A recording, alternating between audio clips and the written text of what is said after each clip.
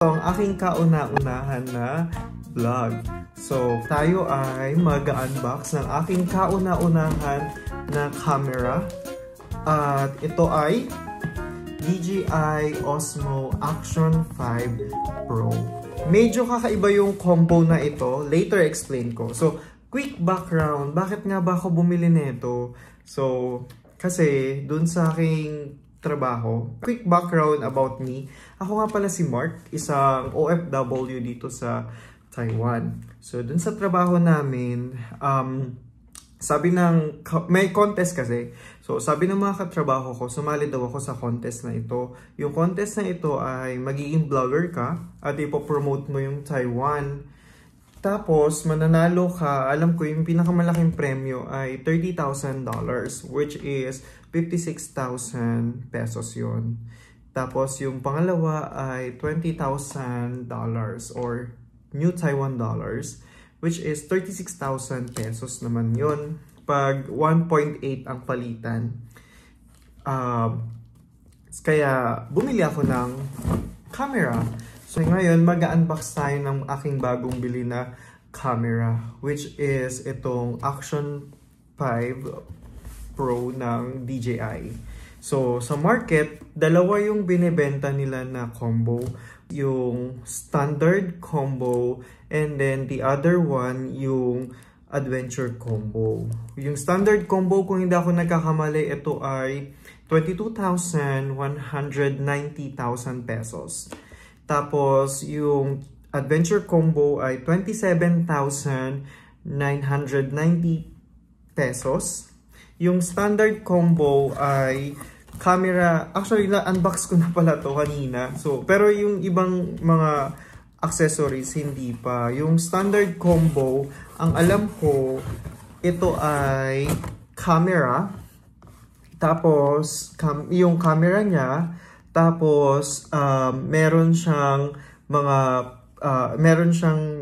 mga iba-ibang accessories sa loob, tulad ng protective frame, yung battery niya na isa, tsaka yung iba pang mount.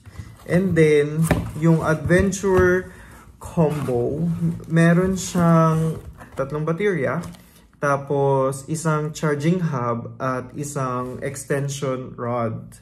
Pero itong aking nabili na combo, medyo kakaiba ito. Kasi hindi siya kadalasan nakikita sa market. So ito ay travel combo.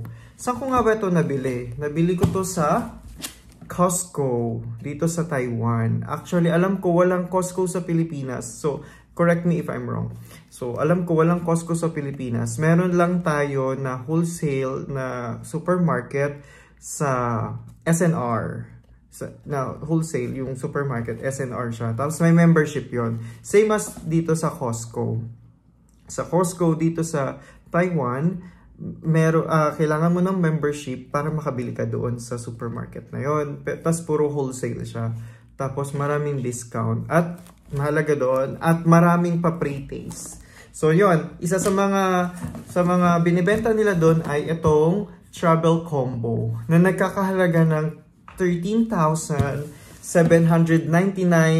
New Taiwan dollars. Ang katumbas nun sa peso ay 24,032 pesos o 33 pesos. So, ano nga ba yung laman nito? At alam niyo bang sobrang mura nito? Parang kung ikukumpara mo siya dun sa adventure combo nila sa market, sobrang daming laman netong travel combo ng Costco. So ngayon unbox natin siya. Actually na-unbox ko na nga ito kanina. So titingnan natin kung ano ba yung laman. Pero yung ibang mga accessories nito hindi ko pa na-unbox, tsaka yung camera. Yung pag-unbox so ngayon sa video na ito, titingnan natin ano nga lang ba yung laman niya. So first, ang unang malaki kasi ito. So ito yung una nating titingnan. So ito ay yung camera bag ng Osmo. So, sa loob niya, meron siyang camera bag. Ito yung DJI camera bag. Tapos, meron siyang dalawang zipper.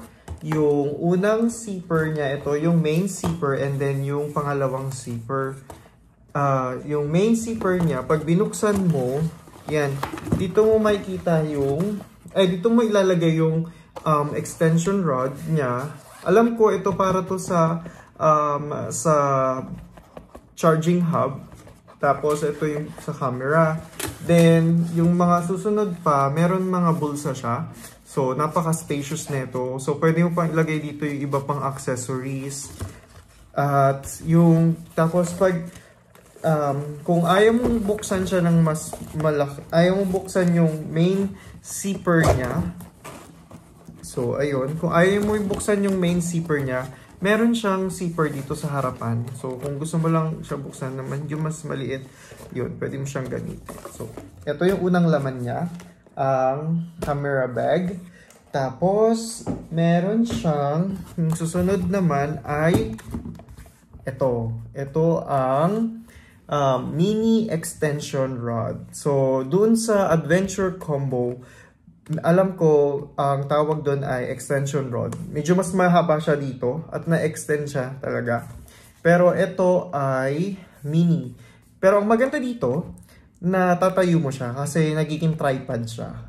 So, pag binuksan natin, wait, later, bubuksan natin siya. So tabi lang muna natin.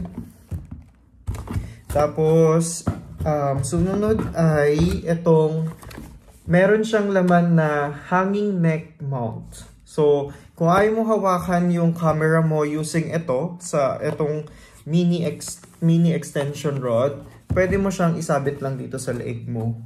Tapos yun. So, later, titingnan natin kung ano yung laman nito. So, isa, dalawa. So, tatlo na. So, susunod ay extra na battery. So, dun sa adventure combo, ang laman niya na baterya ay 3.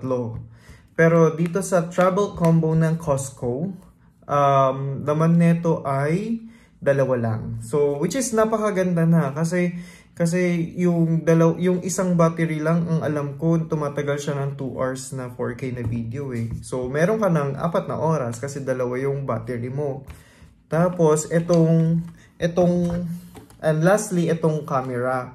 Yung sa camera, meron siya, syempre, yung nandun sa standard combo, yung camera, yung protective frame, and yung iba pang yung isang battery, tsaka yung iba pang mga accessories niya sa loob.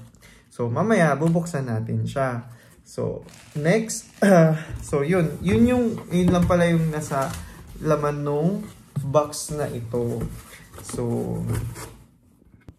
So ngayon, i-unbox naman natin yung mga accessories ng camera. So, una ay itong hanging neck mount. So, unbox natin siya. So, tanggalin natin dito. Ganyan. Okay. So, ito ay para sa mga, di ba ang camera na Action Pro ay para talaga siya, ginawa talaga siya para sa mga adventure. So, ito, kung pupunta ka, for example, nagbabike ka or nagmumotor ka, syempre, minsan din mo naman mahahawakan yung kanyang camera. So, ito, sasabit mo na lang siya sa leeg mo. So, may ganyan siya. So, yan. Sasabit mo na lang siya dito sa leeg mo. Tapos, pala siya, nabibend.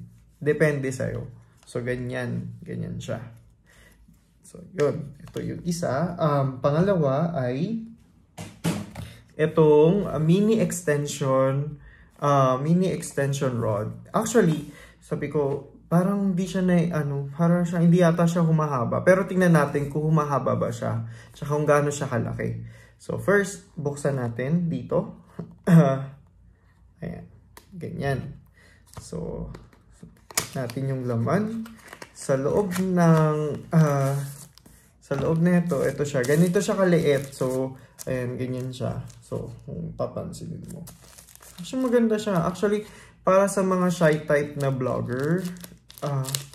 So, maganda to. Ganyan mo lang siya. O, diba? Napakaliit lang niya. Tapos, nagagalaw. Tapos, hindi ko alam kung na-extend siya. Mukhang di ata siya na-extend. Pero yun. Ito. Ayan, na-extend. Hanggang dito lang. Ganyan lang siya. Hanggang dyan lang siya. So, yan. Ganyan lang yung extension. Hindi siya katulad nung sa adventure combo na mahaba talaga. Pero ito, yan lang siya. Maliit lang siya. Tapos, ang maganda sa kanya, nagiging tripod siya.